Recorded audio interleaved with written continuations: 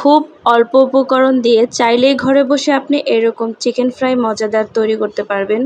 তো চলুন দেখে আসি আমি কিভাবে চিকেন ফ্রাই রান্না করেছি। প্রথমে আমি চিকেনগুলো ম্যারিনেট করে রেখেছি আর কিছুটা ফ্রেঞ্চ ফ্রাই করব, ওটাও রেখেছি বানিয়ে। তো ওইখানে আমি মরিচের গুঁড়ো, একটু বিট লবণ আর সাথে কর্নফ্লাওয়ার দিয়ে ওটা রেখে দিয়েছি। তারপর ডিমটাকে একটু গোলমরিচের গুঁড়ো সাথে হালকা পরিমাণ লবণ দিয়ে একটু ফাটিয়ে নিলাম। তারপরে এখানে আমি হলুদের গুঁড়ো, মরিচের গুঁড়ো, জিরার গুঁড়ো আর একটু গোলমরিচের গুঁড়ো এগুলো সব একত্রিত করে তারপরে একটু মাখিয়ে নিচ্ছি। তারপরে এটা ভালো করে যখন মাখা হয়ে যাবে, এটা আপনি চাইলে আটা দিয়েও করতে পারেন অথবা আপনি ময়দা দিয়েও করতে পারেন। ময়দা দিয়ে করলে সবচেয়ে বেশি বেটার হয়, কারণ তাহলে একটু মুচমুচে ভাবটা আসে। সাথে একটু কর্নফ্লাওয়ার ইউজ করবেন, তাহলে আরেকটু ভালো মজা লাগে আর কি, মচমচে হয়। তারপরে আমি ম্যারিনেট করা যে চিকেনগুলো রেখে দিয়েছিলাম নরমালে, ওইখান থেকে বের করে তারপর আমি যে এভাবে চেপে চেপে ময়দাগুলো সেট করে নিচ্ছি। আর এটা সেট করে ফেলার পরে একটু ঝাড়া দিয়ে তারপরে আপনি একটু ডিমের মধ্যে একটু ভালো করে চুবিয়ে নেবেন। আর ডিমটা প্রথমে একটু ময়দা নিয়ে তারপর ডিম লাগিয়ে দেখা যায় অনেক অনেক টেস্ট হয়, অনেক অনেক মজা লাগে। তারপরে আমি নেক্সট আবারও একটু ভালো করে ময়দার মধ্যে চেপে চেপে ময়দাটা ভালো করে লাগিয়ে নিচ্ছি। আর এইভাবে দেখা যায় চিকেনটা খুবই সেট হয়ে যায় ময়দাটা। তারপরে লাস্টে একটু ঝাড়া দিয়ে সব আটাগুলো এটা থেকে ঝেড়ে ফেলে দিয়ে আমি একটা একটা করে কড়াইতে গরম তেলের ভেতরে দিয়ে দেব। তাতে কি হয়, আস্তে আস্তে আমার একটা একটা করে ভাজা হবে আর একটা একটা করে বানানো হবে।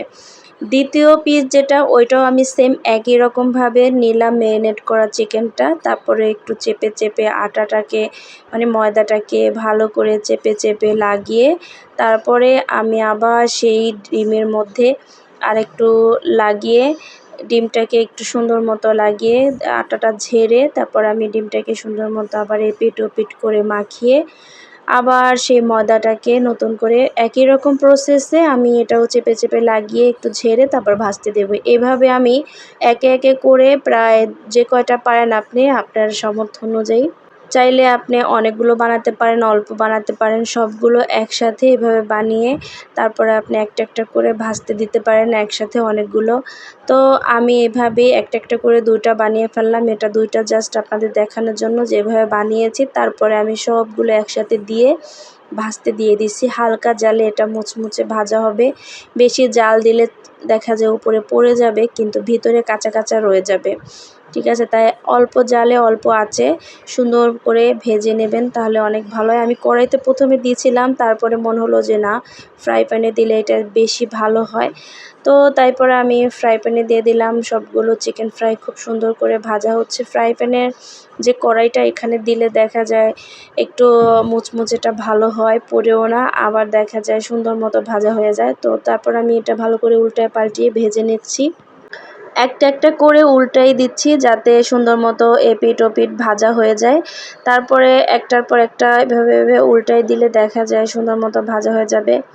আমার উল্টাইয়ে দেওয়া শেষ। তারপরে প্রায় 15 থেকে 20 মিনিট হালকা আঁচে এটা ভেজে নিয়েছি। আমার এটা এক স্টেপ ভাজা অলরেডি কমপ্লিট। সবগুলো একটা একটা করে উঠিয়ে নিচ্ছি। এটা কিন্তু খুবই মুচমুচে হয়েছে, খুবই মজাদার হয়েছে। আপনারা বাসায় অবশ্যই ট্রাই করে দেখবেন। খুব সহজ উপায়ে এটা আপনি বাসায় তৈরি করতে পারবেন। আর আমি যে চিকেনটা ম্যারিনেট করে রেখেছিলাম, ওইখানে আমি কি দিয়েছি, সেখানে হচ্ছে আদা বাটা দিছি, রসুন বাটা দিছি, একটু সয়া সস, টমেটো সস, সাথে গোলমরিচের গুঁড়ো আর একটা আপনার ওই যে ম্যাগি যে মশলাটা আছে না, ওটাও দিয়ে দেবেন। আর সাথে একটা ডিম। ম্যারিনেট করার মধ্যে একটা ডিম দিলে টেস্ট বাড়ে, তাই আমি একটা ডিমও দিয়ে দিছি। আর ম্যাগি মশলা এটা অপশনাল, চাইলে আপনি ব্যবহার করতেও পারেন আবার নাও করতে পারেন। তো সবগুলো চিকেন আমার ওঠানো শেষ। তারপরে স্টেপে আমি আরেক স্টেপ চিকেন ভাজবো, ওটাও আপনাদেরকে, এটা হলো প্রথম স্টেপে চিকেন ভাজা অলরেডি শেষ। দ্বিতীয়বার আমার গ্যাস কমে গিয়েছিলো, তাই আবার চলে আসছি আপনার কারেন্টের যে চুলারা বলে, ইলেকট্রিক চুলা, ওইখানে চলে আসছি। তো ওইখানে আমি পরের স্টেপে যেগুলো ছিল ওইগুলো ভেজে নিলাম। আর এটা কিন্তু খুবই মুচমুচে হয়েছে, মজাদার হয়েছে। বিশেষ করে বাচ্চারা খুব এনজয় করে এই চিকেনটা খায়। তো অলরেডি আমার এটাও ভাজা শেষ, এগুলো উঠিয়ে নিলাম একটা একটা করে। তারপরে সবগুলো চিকেন একসাথে করে কিছুটা সার্ভ করে নেব। আর এগুলো কিন্তু বাচ্চাদের জন্য খুবই মজাদার, মানে স্বল্প উপকরণ দিয়ে খুব সহজে বাসায় তৈরি করা যায়, বাচ্চাদেরকে দেওয়া যায়, বাচ্চারা খুব মজা করে এনজয় করে চিকেন ফ্রাইটা খায়। আমি এটা মাঝে মধ্যে তৈরি করি, আপনারাও এভাবে এটা মাঝে মধ্যে বাসায় তৈরি করতে বাচ্চাদের দিতে পারেন। এটা কিন্তু খুবই লোভনীয় হয়, খুবই মজাদার।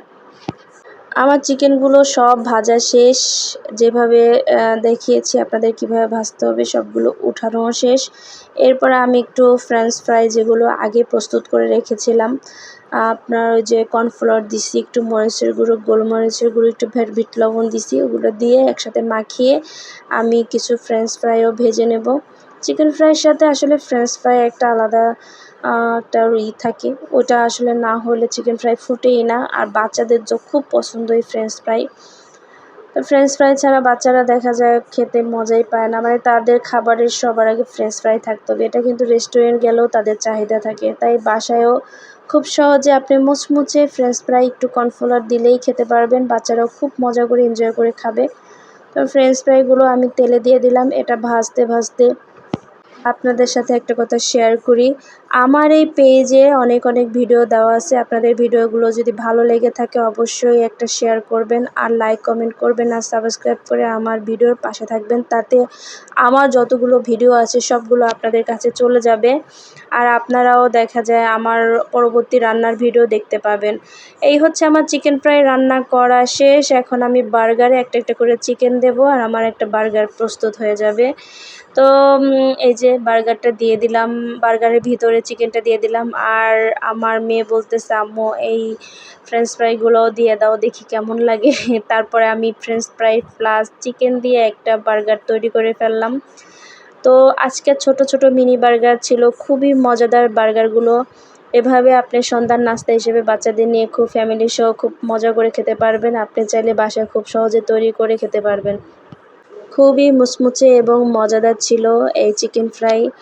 আর সবাইকে অনেক ধন্যবাদ আমার ফুল ভিডিওটা দেখেছেন এর জন্য। আর পরবর্তী ব্লগে দেখা হবে। আর সবাই ভালো থাকবেন, সুস্থ থাকবেন, আর আমার এই পেজের সাথে থাকবেন। আর যদি আমার ভিডিওগুলো ভালো লেগে থাকে তাহলে সাবস্ক্রাইব করতে ভুলবেন না। আল্লাহ হাফেজ, ভালো থাকবেন সবাই। Thanks for watching.